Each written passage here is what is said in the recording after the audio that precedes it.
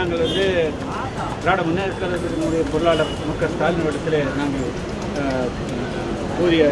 வேண்டுகோள் விடுத்திருக்கிறோம்.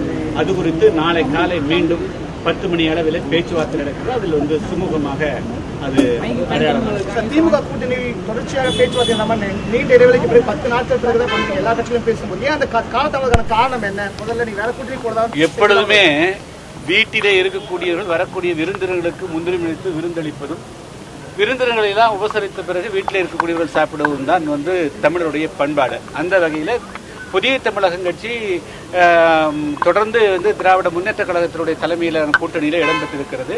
எனவே வரக்கூடிய நண்பர்களை எல்லாம் உபசரித்தும் வரவேற்றும் அவர்களை அங்கம் பெற வைத்த பிறகு புதிய தமிழகம் கட்சி தனக்குண்டான பங்கை பெற்றிருக்கிறது. இதில் எந்த விதமான காலதாமதம் இல்லை. அந்த தொகுதி பட்டியல் வேற ஏதாவது டிமாண்ட் ஏதாவது நிபந்தனை வச்சுங்களா? வெறும் நம்பர்ஸ் தவிர நிபந்தனை என்பது எல்லோரும் சேர்ந்து வெற்றியொன்றே குறிக்கோளாகவும் தமிழகத்தில் டாக்டர் கலைஞர் அவர்களை முதலமைச்சராக்குவது ஒன்றுதான் நிபந்தனையே.